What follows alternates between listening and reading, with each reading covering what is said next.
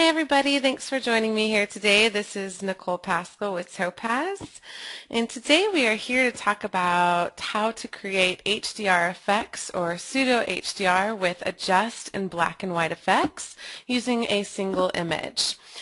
So what exactly is HDR? If you're wondering, if you're not aware, it is HDR stands for High Dynamic Range, and it allows you to not only get detail in your highlights but also get detail in your shadows, and so you have a really much wider range of tones and details than you would in a normal image. Traditional way of doing that is to expose your digital images at several different levels. So you would expose for the shadows, and then expose for the midtones, and then expose for the highlights, and then take those images into a program and combine them together to get your HDR image.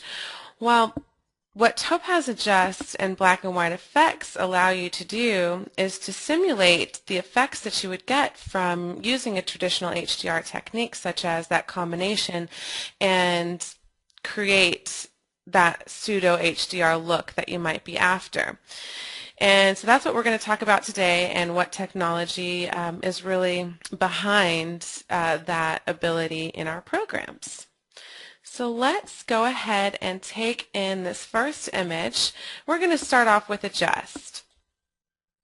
Just going to make a background copy. If you want an introduction to either Topaz Adjust or black and white effects, you can get those introductory webinars on our YouTube channel, youtube.com/topazlabs. This is going to be very specific about getting that HDR look, not necessarily about going into the programs. So I'm just going to open up Adjust 5 to start off with, and I'm just going to press Reset All to get back to my original image. So this original image has pretty good tonal range throughout. However, there are some shadow areas that have lost some detail, such as this rock down here, the rocks around here, and the highlights in the water. So we do have a nice range, but it's a little... We could take this to the next level. Now, there are several reasons why you should use HDR, or why people do use HDR. Many times it's an advantage when it comes to different scenes that, again, are hard for the camera to really capture due to contrast reasons. If you have a lot of bright highlights and low shadows, if you're shooting into the sun, any of those types of reasons, HDR will come in handy. Also, what I really like to point out for the single image HDR, why you might need to use that. Some people say, well, why don't you just go ahead and shoot and do the traditional route? Well, sometimes you have a subject that's moving, and we'll look at those here in just a bit. Or like in this particular image, even though the subject, the water, is a little bit slower exposure, we have captured a little bit of that movement. If you don't want to really smooth that out completely, then you would have to use a single image, and then to get that high dynamic range, take it into a program and work with it afterwards. So within Topaz Adjust, as you can see over here in the effects collection, we actually have something called HDR collection. And this is a good starting point, and then you can just go through some of these different presets to see if they work for you. We have anything from a very light HDR effects. Here's before, here's after. You can already start to see some of the detail and color coming into the shadow areas, and some of the detail and the highlights toning down just a bit with the sky and the water. Again, here's before and here's after. Then we have some pretty intense presets as well. So this is Heavy Pop Smooth, which is a nice one. Here's before. Here's after, and you can already start to see that everything is starting to balance out and get a little bit more flat, which HDR can be known for. So again, here's before and here's after. But I'm going to go to Reset All, and we're going to work with this from just the adjustments over here on the right. If you open up your global adjustments, The adaptive exposure and the details within Adjust 5 are really what is going to allow you to create that pseudo HDR look. If you open up your adaptive exposure, these top two sliders, the adaptive exposure and region slider, are the most important in creating this look. Adaptive exposure allows for the tones in your image to start balancing out, and that works in conjunction with your regions. So if your regions are at 1 and you take your adaptive exposure up, that's going to give you completely different results than if your regions are at, let's say, 25. So it really depends on both of these sliders to get the look that you're after with this HDR effect.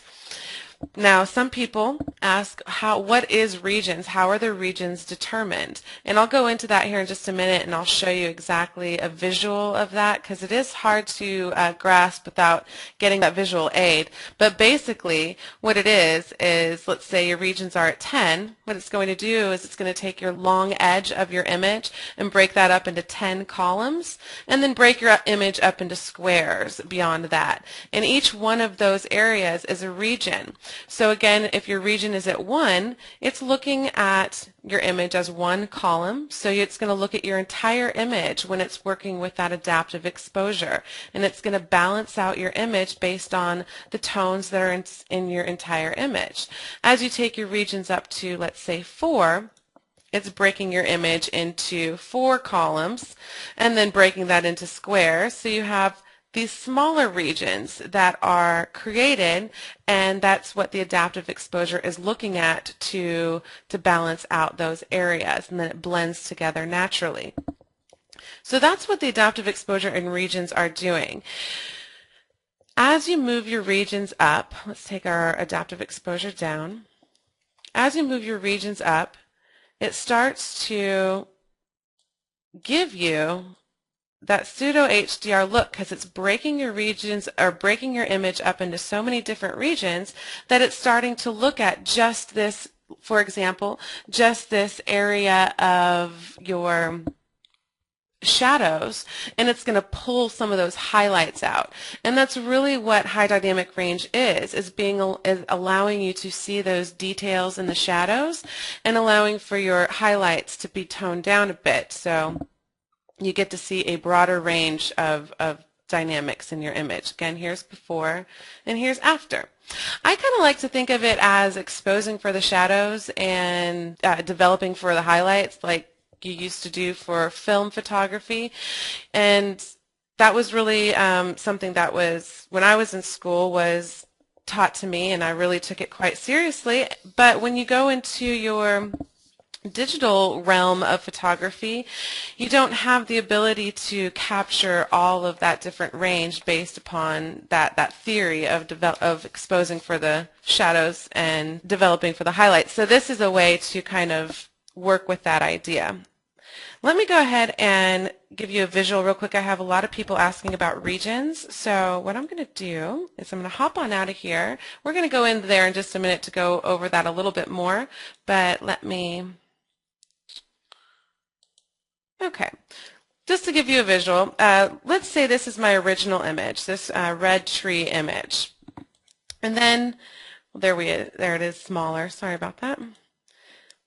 If I take my exposure up to, let's say, my adaptive exposure up to, I think it was 0.4, and leave my regions at 1, this is what I'm going to get. I go from here to here.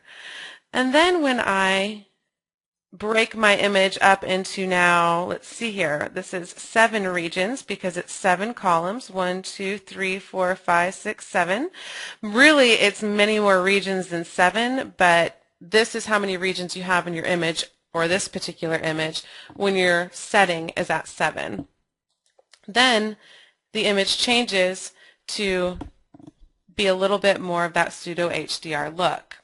And the same thing can be seen in this next image. This is the original.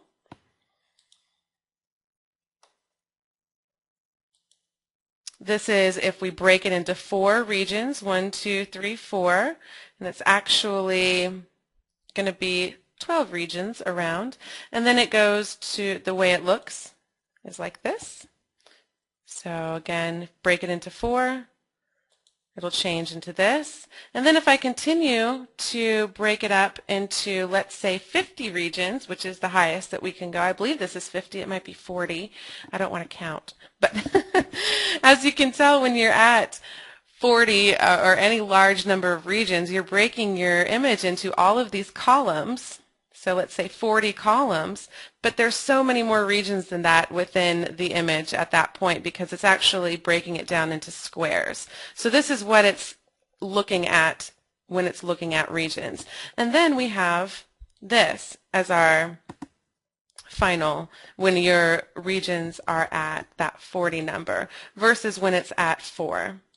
Which is right here. So you can really see the difference here in this particular image, how it goes a little bit more flat. The tones really start to all have the same sort of, the shadows are quite bright. The highlights are way toned down. It's flattened itself out versus 4 regions when you still have dark shadows and bright highlights. So I hope that helps explain that. So I want to go ahead and move on from that, and we'll just go ahead and let's start off with this image here. Here's a before and after. This is our before. It's a very nice image to start off with. And there are several reasons, again, why people would want to have this pseudo HDR look. Some of it is corrective, and some of it is for the creative look that they tend to like. Here's after. I tend to use it on a more corrective basis to bring some light into the shadow areas and also to make sure that I get my detail kind of showing up in those shadow areas and to balance out the highlights with that. And at that point you do start to get a nice creative look as well, but you could push this much further and we can go and look and see how we could do this. But again, here's before and after. Here's the same image, black and white. We have used the adaptive exposure and regions in the black and white image here. And I think I'm going to actually just take this original background layer into first adjust 5, and we'll play around a bit more there. And I'm going to reset all. Again, I'm just going to be over here in this global adjustments, adaptive exposure tab, and details tab today. The first thing I'm going to do is I'm just going to start taking my adaptive exposure up and see what happens. My goal here is to kind of open up the front of the Taj Mahal. It's in a shadowed area because the sun is hitting it from this left side. So I want to kind of make less contrast between where the sun is hitting it and the shadowed front. Also, I want to keep an eye on my bushes here because I've lost some of the detail, again because my sun is coming from the side and it's in shadow. So I'm just going to start taking my adaptive exposure up. And you'll notice immediately that it starts balancing itself out. Those shadows are going to start opening up. The highlights are looking pretty good. Here's before. Here's after. But if you are not careful and you keep going there, it's going to start really having, when your regions are set at 4, it's not breaking down as much as you might want it to. As you push this up, the regions, you'll start to get a more traditional type of HDR feel. So you just take that up. So now here's before and after. You've opened up the front, it's brighter.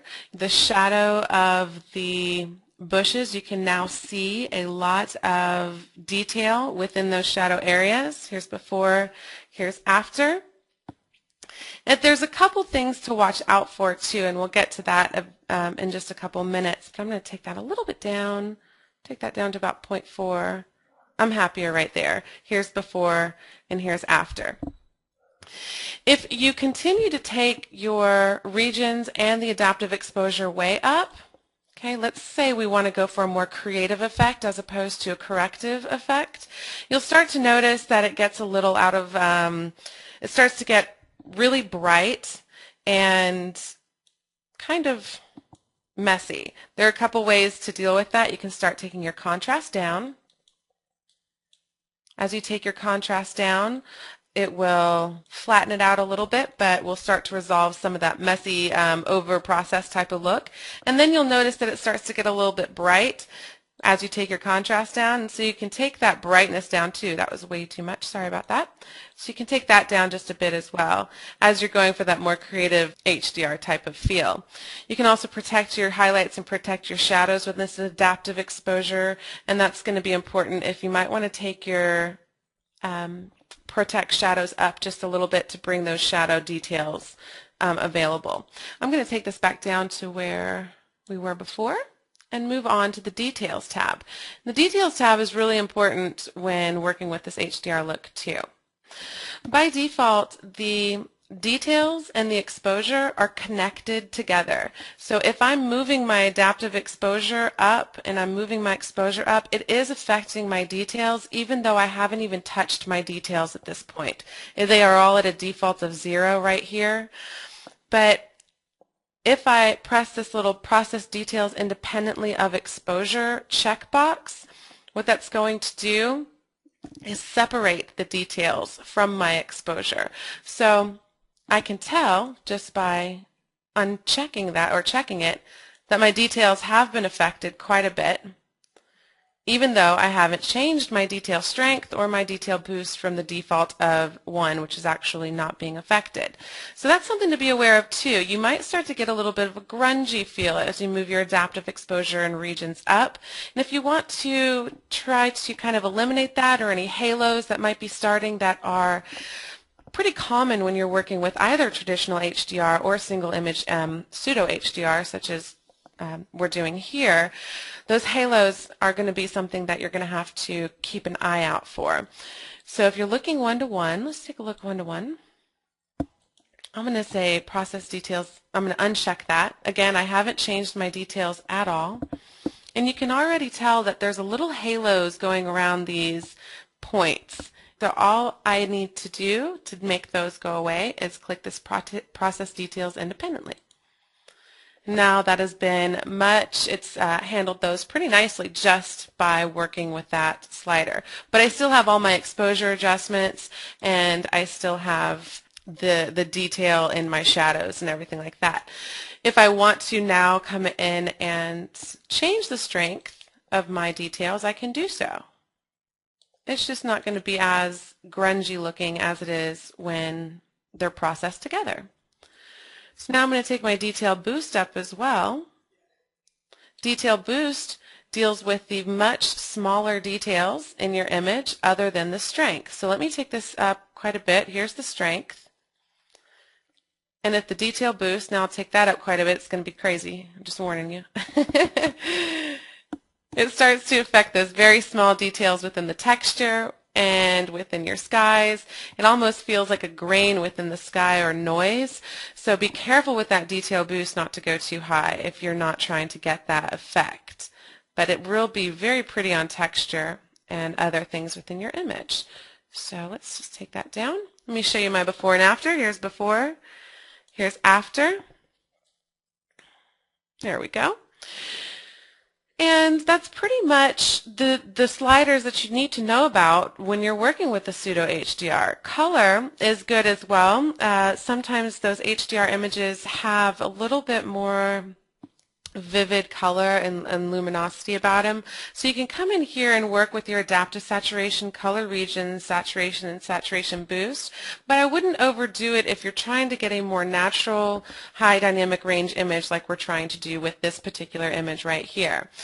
Because as you take that adaptive saturation up, and then the regions up, which act the same way as the regions within the adaptive exposure, FYI, and then the saturation and saturation boost, it just might start to look a little over-processed as well. But I think if you take it up just a little like we just did, it does a very beautiful job. So here's before, here's after.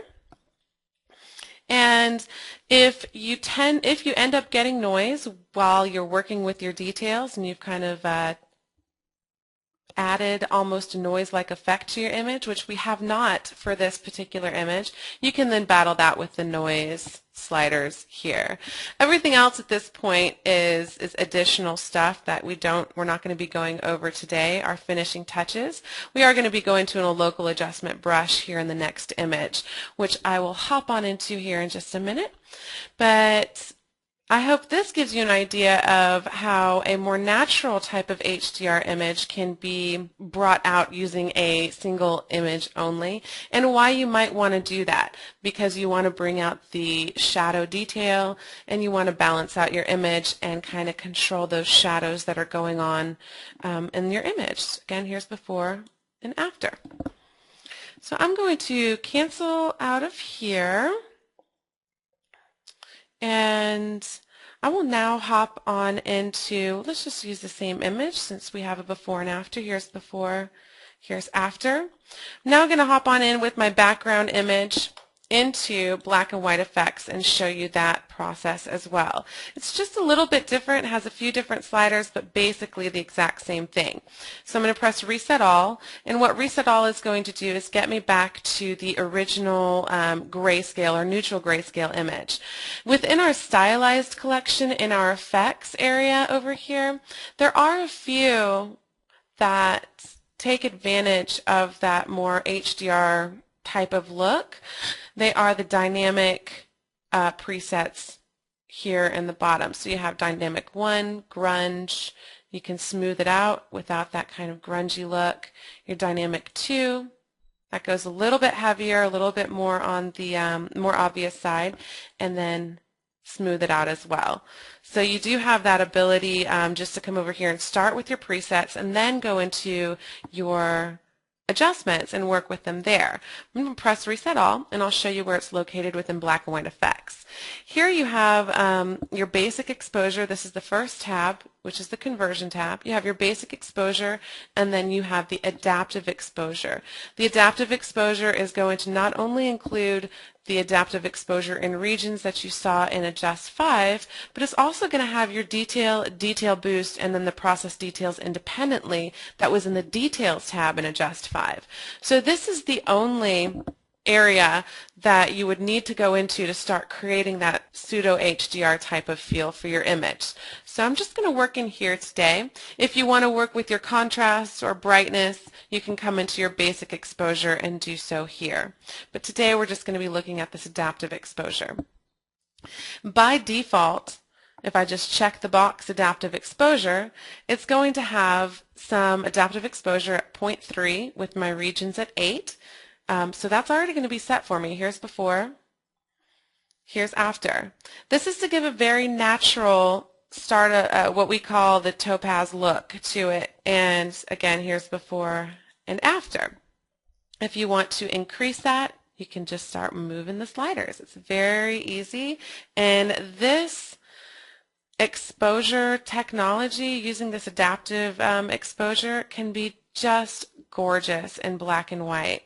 Especially if used subtly, you can start to go higher with it. When people look at it, it's not as natural as when the adaptive exposure is a little bit lower, but it really is what you're after and what you're trying to produce, because you can create some beautiful imagery and some beautiful photo art by taking that adaptive exposure up high. So actually, let's go that way for this particular image, and I want to, or no, we'll do that in the next image, I said. Okay. So adaptive exposure, we'll just keep that at about 0.4. I'm going to check this on and off so you can see. Here's before and after. I'm going to take those regions up a little bit higher. And you can start to see some haloing around the clouds. It's just a little bit darker. So if I wanted to process details independently, I could do that. But I kind of like it with the details, so I'm just going to keep that. Here's before, sorry, let me uncheck so you can see before the adaptive exposure as opposed to the color image. Here's before and after. The details are starting to come out in my bushes, and it's definitely opened up the front. I really see the details on the front of, here we go, here's before, just to show you that one more time, and after. If I want to if I do want to process my details independently, I can, and then I can come in and work with my details separately. Again, we're just separating those two, and could be a little bit more of a natural effect here. So that is where it's located within black and white effects, and that's how you get that pseudo HDR look. Let me now move on to a more corrective, an obviously corrective type of image. Let me show you this before and after. Here's before. Here I wanted to just open up these shadows, which were distracting to me in this image, and I was able to do so very quickly and adjust. Here's after. It's just not as distracting, it's not as dark, it opens up, I can see some texture going on, it opens up my shadows on the walls and the actual backside here, and it's just a really quick fix. So let me show you how to do that. I'm going to take this original background into just 5. I also want to show you the brush out brush because let me reset all. It doesn't affect the sky very nicely in this image, the adjustments that I make to the foreground. And there's a few things to look out for, again, like those halos and the over-processed look that you are trying to avoid if in the more corrective type of HDR image. So I'm just going to go right in my adaptive exposure, and I'm just going to take that up. For an image like this, when you have a large portion of a shadow that you're trying to brighten up, you're going to want to keep your regions low. The reason being that it's processing the image in these larger regions as opposed to smaller regions, which as you take that up, it'll start to individually take these smaller regions of the shadow area versus taking the whole image, which can be nice. Okay, so here's before, here's after. It took just 2 quick slider moves, and I'm pretty happy with it actually. Here's before, here's after. But if I want to come in and then work with my details, process independently, which I don't want to do, I want to keep the texture of the brick. I can come in, I can take out a little bit of noise, which with these really dark areas, you can see a little bit of noise has occurred. You can work with the noise there. But what I want to show you is the local adjustment tool. If you find that working with the adaptive exposure has caused a little too much over-processed look, and you can start to see some halos, and it's doing some nasty things to skies or faces or anything within your image where you're not liking the look, you can use several different brushes. You can use this brush out or smooth brush within the local adjustments and adjust, and then within the local adjustments within black and white, you can use the smooth brush to smooth out that over-processed look. So I'm just going to show you this real quick. I'm going to go to brush out. I'm going to keep it edge aware, which will allow for it to be a smart brush. It will recognize what I'm trying to do by where I place my brush. I'm going to leave the opacity. I'm actually going to take it up all the way so you can see. And I have a huge brush just to give you an idea of how edge aware it really is. All you have to do is make sure to keep your crosshairs over the color that you want changed. And you can still go over all this red. Like you can see my brush is actually on a big portion of this building. So, but I just wanted to show you real quick how easy it is to brush that out. Okay, and you can tell down here that we have done a pretty good job of brushing everything out really quickly. There's a couple little areas that I didn't quite get this bright white, and there we are. So you can tell how smart it is. It brushed out the entire sky but did not touch the building, even though the rest of my brush was on the building. And this is really important when you're dealing with trying to push your image to the limits and really get that high dynamic look with a single image. So here's before, here's after. You might like the before, we actually brushed it out, and that's okay. I just wanted to show you the capabilities of that brush. Here's after. All right, so let's go for a more obvious type of look. Let me find one. Oh, this is a great before and after. One of the things to keep in mind with HDR that I think is important, for me at least when I'm working with it, is that you don't want to flatten everything out completely. You want to still have your shadows be darker than your highlights, and you want to still be able to see those details in the shadow, but not to make them mid-tones. You still want several different tones in a high dynamic range. So here's this before image, and all I really wanted to do was get some detail in these trees and really get some details in the forest here in the back. And I was able to do that very quickly. Again, this is a more corrective type of look. This is using Adjust 5. Here's before and after. I brushed out the majority of the effect in the sky because it was a little too intense for me, but I love this image. All right, so these are corrective. Let's move on to a more. Let's get rid of this one. Oops. More just having fun with it and pushing it to its limit. I keep going to the copy instead of the trash. There we are. So I'm going to just make a quick copy of this, and we're going to take this into black and white effects. Sometimes with your you bring an image, it doesn't look anything like you thought it would. You can take it into Adjust 5 and really make these colors pop, but I thought it would be beautiful to take it into black and white effects.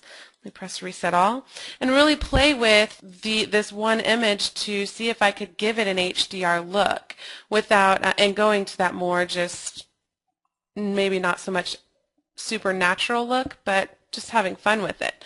So all I did was come to my conversion, again my adaptive exposure, and I started taking this up.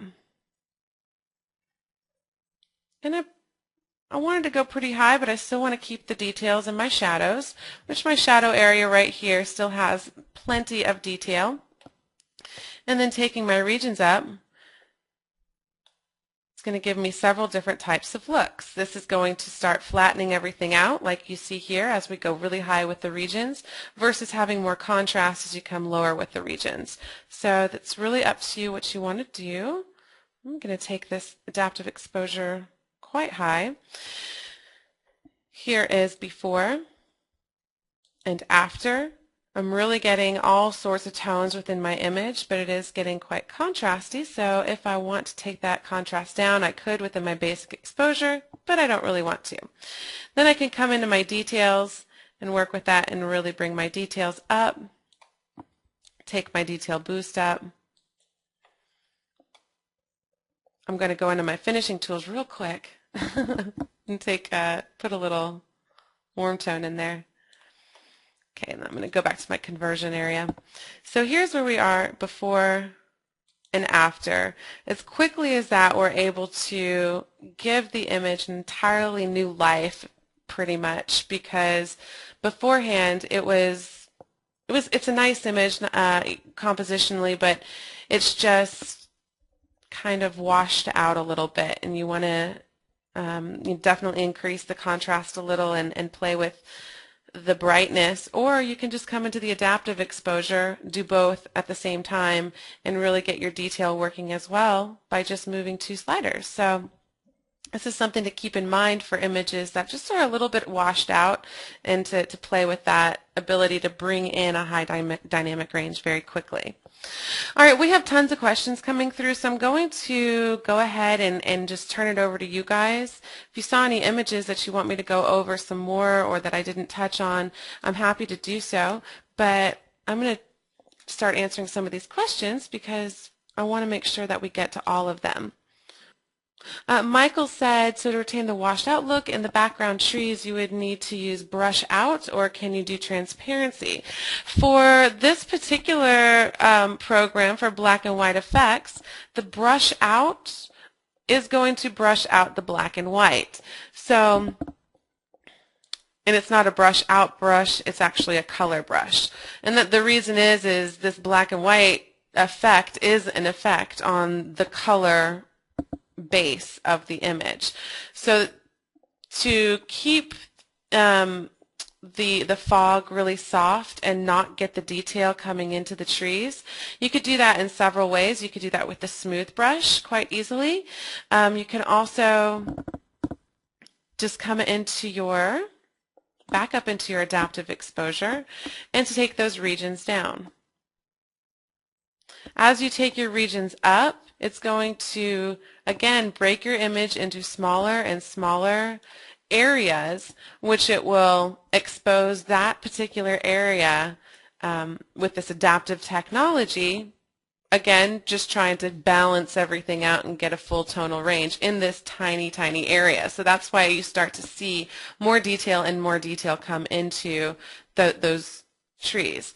If you want to keep the contrast, you can just take those regions down to maybe take the exposure down a little bit, but that's one way of quickly bringing back that very beautiful, soft, foggy area. Cosimo asks a good question. He says, do you work only in JPEG? I don't.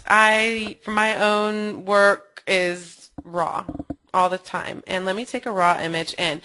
This is some tips on doing these single image HDRs. It's going to be easier if you shoot RAW, because not only will doing so, it'll let you make more global adjustments, corrections to your images like white balance and different things like that when you go through that raw conversion, but you'll have so much more tonal range to work with. So working with JPEGs where, you know, it's already gone through some sort of compression and then you're trying to take that single image into an HDR type of look, it will stretch it farther than it will a raw image. So it's working with these single images, definitely go for raw if you can. It will still do a good job with JPEG, but it will start to push and pull a little bit more. Now this is more corrective. This is actually my dad doing an Ironman, and I was very frustrated because he came up and wouldn't get in the sun, and I really wanted to get his face over here and get him so his face and body is mostly in the shadow, and so I wasn't really happy with that. And I was easily able, again, just to kind of lighten up the shadow, balance out the image and the tones a little bit, and still giving it a really nice pop. This is going to take a little bit longer because it's raw, a little bit bigger file. I haven't, I'm going to reset all. And the first thing I'm going to do is just come to my, let's go for the light pop smooth. Immediately, here's before, here's after. My highlights all of a sudden have a little bit of color, a little bit of more texture, a little bit more not as washed out. And then my lowlights, again, here's before and after, are starting to open up. To give you a better idea, let's go 1-to-1. Here's before, here's after. His face immediately balances out much better. Before and after. I could go farther with that. I'm going with the smooth because I don't want to put any more grunge on his skin. You can do that even farther with the medium pop, and that goes to the next level, before and after. So the HDR look doesn't necessarily have to mean that you're pushing your image into that obvious HDR. There's a big controversy about HDR out there, but I say really, the idea is to still get detail in your shadow and get your highlights to have detail as well, not be washed out. So if HDR helps you do that, then by all means, I think it's a wonderful process. And I know that Topaz, Adjust, and Black and White having this adaptive technology, if you only have a single image like you would if you were working with these people, you know, the racers are in motion. You can only get one shot of them. So this is a way to get a little bit of that high dynamic range look very quickly in a single image. So I hope that helps. But yes, raw, I always try to go with raw. You're going to get a much better result the first time around. Barry, yes, Topaz software can be used with Adobe Elements 10. I'm sorry I didn't mention all of the different compatibility, but we are compatible with Photoshop CS 3 through 5. Adobe, actually we're compatible with much more than that. On Mac we're compatible with different programs than on PC. So pretty much any of the modern Photoshop Elements, Lightroom, Aperture, iPhoto, Paint Shop Pro. And if you want to find out what the rest of our compatibility requirements are, just go to our support page. You can just click on the support tab up at the top of our website and then go to the frequently asked question. It's right at the top and it says what are the system requirements and compatibility for Topaz, and it'll tell you all of that. JR would like for me to go back to this photo of my dad and see how far I can take his face out of the shadows. I can go very far with it, JR, but once you push it to a super large level, it becomes unreal. So we can go much farther with it if we just keep on going. But you do have, it starts to take on a different look than it would if you have it a more natural thing. So this is definitely going beyond, and this is definitely a very popular look as well. Here I might take the halos out of the sky and work with that, but otherwise I might leave it like this. You can tell the difference here before and after. His face is now quite bright. It's completely evened out a little bit, or mostly. His arm is still in the shadow quite a bit, but you can see the numbers much better than you could. So you can take it to an extreme level. It's really up to you as to how you want to process it, but yes, you can get that. If you want to, let's look at this at 100%. This is when, because we're processing the details together with it, it starts to take on that grungy look, and you can process the details independently. So here's before and after. So that helps right away with that grungy look. And then you can take the strength of the details down, maybe take the regions down, maybe. Not sure. I'm just trying to make it look a little bit more natural, with still getting it really bright. Here's before and after. Hope that helps, JR. You can play around with it for sure to get tons of different looks. You can take it to a much more obvious HDR effects, or more, I should rather say, unnatural, as opposed to a more natural looking effect. Michael says, how do you take the halos out of the clouds? Michael, I would use the brush out effect, or the uncheck the process details independently of exposure. Martin, yes, you can use Topaz with smart objects. Debbie would like for me to use an image of a person to demonstrate in black and white effects. Sure, Debbie. Let's see here. This is my brother doing the Iron Man as well. So we'll just do this one. I have another image that's already black and white. It's not going to be converted, and I'd rather go through the conversion process. Okay, so let me reset all, get back to this original, and I'm going to go in on his face because the same issue is happening here, where it was a very bright sun and causing a pretty large shadow going on, and that really was the intention of taking it into adjust. So let's see if we can open up these shadows a little bit in black and white. I haven't actually tried this for this image, so let's see. Okay, now this is brightening up quite a bit more than just the shadows, so at this point I would take my regions, maybe. Here's before, here's after. Let me go back to fit. And I might protect my shadows a little bit, just to open up the face of the shadows. By default in the adjust, the protect shadows is up at 0.02, and the protect highlights are up at 0.02 for the HDR settings.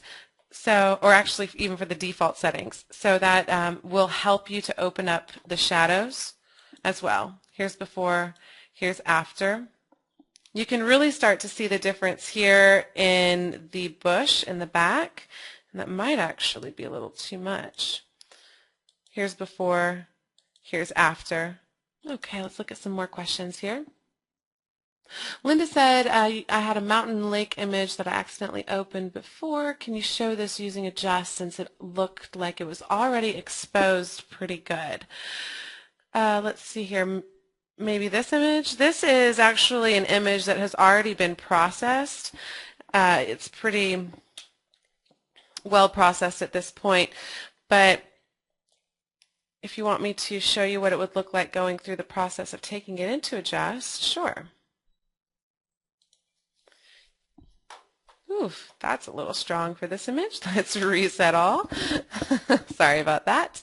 Here's adaptive exposure, and again, I just like working with these particular sliders if I'm only going in trying to get this HDR type of feel. Now, as I take that adaptive exposure up, you can see that my shadow areas are really starting to brighten up. Again, here's before and after, and my highlights aren't going too bad. Now I can take my regions and really start to brighten that up and get that to be very localized. Here's before and after. And then if I want to go in and work with my details to get some structure in there, I can really enhance this quite beautifully very quickly. Here's before and here's after. I've kept my darker areas and my highlights, but flattened it out and given this an HDR type of feel just with using a few sliders. Here's before again and after. Now remember, this one was already worked on, so there was some color adjustments and some balancing out beforehand. Edie says, how do you determine how many regions to use? Edie, I believe it's just it's just your preference, honestly. So let me go back. Let's go play with a different image. We'll take this image in. Just to give you an idea, sorry that little bug is happening with my Photoshop with that guy. So in black and white effects, for example, this Platinum collection, even though you don't see a huge amount of an HDR type of feel, it almost, for me at least, the Platinum collection, it's one of my favorite collections within the black and white effects because it feels metallic almost, and that's really what the feeling of a platinum palladium print would do. The way that I got that to happen was by taking my adaptive exposure all the way up to almost to the end, 48 here, and keeping my adaptive exposure at about 0.3. Without that, it's a very, very subtle change. Again, let me show you that. Here's before and after. It's very subtle, but it makes a huge difference in how the image feels. So if you're trying to get a really subtle pop into your image without a lot of contrast enhancement, keeping your adaptive exposure down, taking your regions up will give you just a little bit of glow, what I like to say, a little bit of glow internally. If you're looking for more contrast enhancement and not a lot of that pseudo HDR look, then you take your regions down, and then you can work with just your adaptive exposure. Here's before, here's after. And then if you want to get that pseudo HDR look, you work with both. I take my adaptive exposure up kind of 0.3 or 0.4. I don't like to go too high with it because I don't want it too obvious, but then I take my regions up and work with both of them. So it really depends on what you're wanting to do. Okay, so now here's before and here's after. If you want to get both the localized exposure or just exposure adjustments on a global level versus almost no exposure adjustments but at a very localized level. So I hope that makes sense. Really all you're going to need to do is go in and play with it. What I was trying to show you with this Platinum collection is that it doesn't have, even though your regions are set really high, you wouldn't necessarily know it because your adaptive exposure is set sort of low. But if we reset all and we take that adaptive exposure and leave it at the same, it becomes much more obvious when you work with it together. Here's before Here's after. Okay, Lee would like for me to use the forest image real quick and show how I increase the glow on the bushes. Sure. And this is actually I really enjoyed working with this image because this is how I use the single image HDR technology in and adjust. Usually for imagery, night imagery, or imagery where I have really strong shadow areas and I've lost my detail. Very quickly I'm able to come up with this, which is a better idea of what I was actually seeing. So let me just take a copy into, and this was Topaz Adjust 5. Let me reset all. And all I did was go into my global adjustments, go into my adaptive exposure, take my exposure up, take my regions up.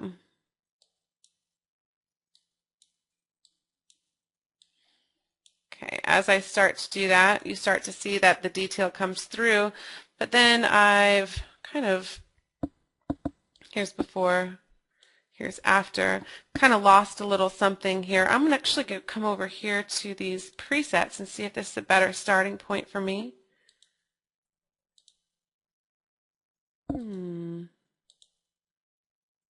Yes, this is a better starting point for me. Here's before, here's after. And now I'm going to open up my global adjustments and play with this even more. So my regions are actually at 50. It's good to know. And I'm going to take my adaptive exposure up a little bit more, brighten those shadow areas up. As I start brightening the shadow areas up and really getting some clarity going on within my, here's before, look at that. You don't even see the bench. And then when you work with that adaptive exposure in regions, you start seeing that bench. It's pretty cool. As I continue pushing that adaptive exposure, I start to really see the texture of the vines on the trees, of the bark on the tree on my left, but I start to notice that my sky has become pretty obviously not real. You start to see these yellows, greens, and blues between the trees, and it just feels a little unnatural. This doesn't feel all that unnatural, this foreground to me, but the sky does. So what I ended up doing to create that after image was, first I took my adaptive saturation up a little bit more. I wanted to get a little bit more color in the leaves. And then I went into my local adjustments and used that brush out. Not at full opacity. I think I did it at approximately 0.4-ish. Took my brush size kind of up. And because there's so many different things going on here, I did not keep it edge aware. I took my edge aware down, which makes my brush kind of a dumb brush. And I just went through and painted out the really obvious portions that say, oh, this was definitely worked on in a piece of software. I try to avoid that. I try to avoid the, oh, how did you create this versus what I want to hear is, oh my gosh, what a beautiful image, as opposed to, you know, I can totally tell that was manipulated. So I just took out the really obvious portions like that, and I think I even took out a little of this brightness on the grass to take that down. And here's before, here's after. Now there are some that would love the before much more than they do the after, so that is again a personal choice, but that is how I created the after image that we were looking at before. Let me show you the full before and after, before and after. All right, thanks guys, and I will be talking to you on Thursday. Bye.